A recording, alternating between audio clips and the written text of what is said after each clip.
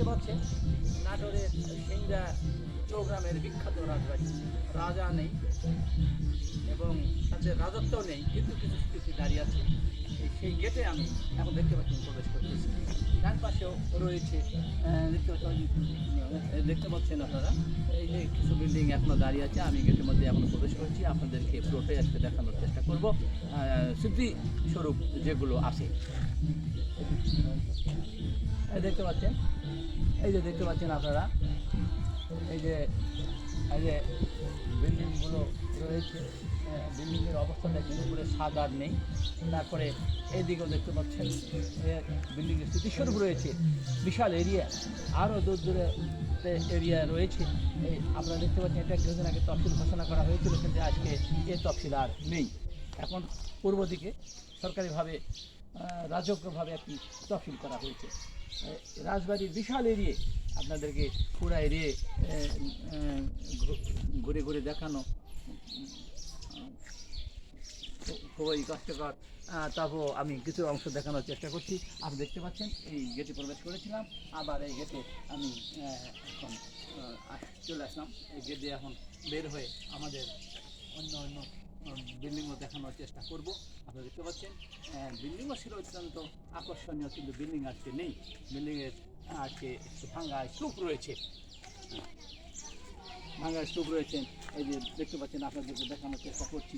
এই যে কী অবস্থা আপনারা দেখতেই পাচ্ছেন, এটা নাম না বলে দেখতে পাচ্ছেন, আপনারা সচেতন দেখতে পাচ্ছেন এই বিল্ডিংয়ের কী অবস্থা, কী অবস্থা হয়ে আছে। অথচ একদিন যখন রাজা ছিল, রাজ পরিবার ছিল, তখন এখানে এই ধরনের দারোয়ান থাকতো। অনেক কিছু শুনেছি এই রাজার এই বিশাল ইতিহাস। আজকে এই পর্যন্তই। আপনারা দেখতে পাচ্ছেন সেই চৌগ্রাম রাজবাড়ি থেকে সরাসরি ওয়ার্ল্ড টিভি নিউজ 24 থেকে সাংবাদিক আবুল বাশার।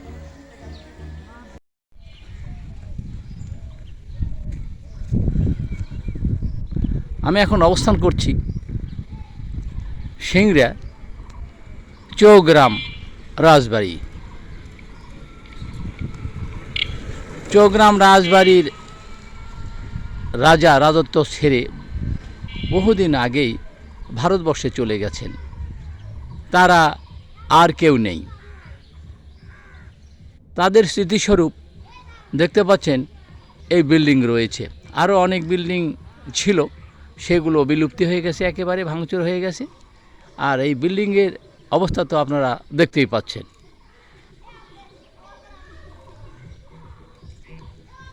গেট আপনাদের দেখাচ্ছি, দেখতে পাচ্ছেন এই এখানে এক গেট, সুন্দর গেট ছিল, এখনও গেটের স্মৃতি রয়েছে, কিন্তু গেটের এমন কোনো কিছু আকর্ষণীয় কিছু নেই।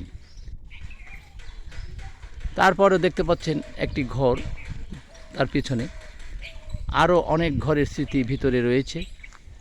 আর গেট এভাবে ভেঙে চুরে চূর্ণ বিচূর্ণ হয়ে গেছে। এখান থেকে আপনারা দেখতে পাচ্ছেন ভিতরে আরেকটি ঘর দেখা যাচ্ছে, কলার গাছের ভিতরে।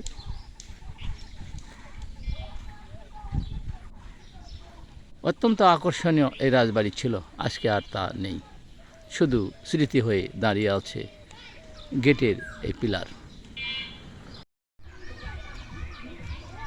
ধ্বংসস্তূপ রয়েছে, পোড়া ইটের মতো দাঁড়িয়ে আছে কিছু ভাঙাচুরো অংশ। আপনারা দেখতে পাচ্ছেন এটা দক্ষিণ দিকের গেটে এভাবে দাঁড়িয়ে আছে একটি, যে কোনো একটি মন্দিরের মতোই। হয়তো এখানে কোনো দেবদেবলা অবশ্যই থাকতো। দেখতে চলে গেছে এই চৌগ্রামের রাস্তা দক্ষিণ দিকে, দক্ষিণেও বিশাল গ্রাম রয়েছে। রাস্তা দেখতে পাচ্ছেন সেই আগেকার মতো আর নেই। তার পাশে এটাও দেখতে পাচ্ছেন অত্যন্ত আকর্ষণীয়ভাবে দাঁড়িয়ে আছে, দেখতে এত ভালো লাগছে।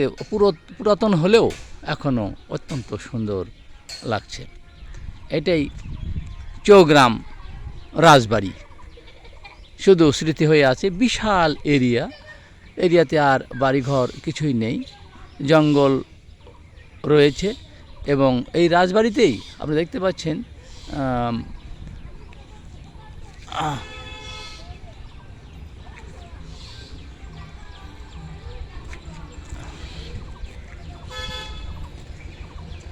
আমি চারিদিকে একটু ঘুরে ঘুরে দেখানোর চেষ্টা করছি।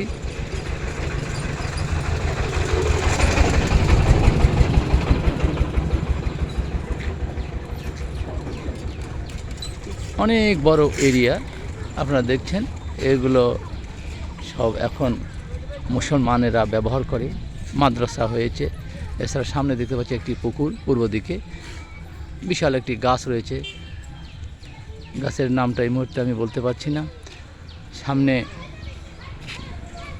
তফসিল অফিস এবং উত্তর পূর্ব দিকে তফসিল অফিস দাঁড়িয়ে আছে, সরকারি তফসিল অফিস করা হয়েছে। আর ফায়ার সার্ভিস অত্যন্ত আকর্ষণীয় লাগছে, ফায়ার সার্ভিসও নির্মাণ করা হয়েছে সরকারিভাবে এই রাজার জায়গায়।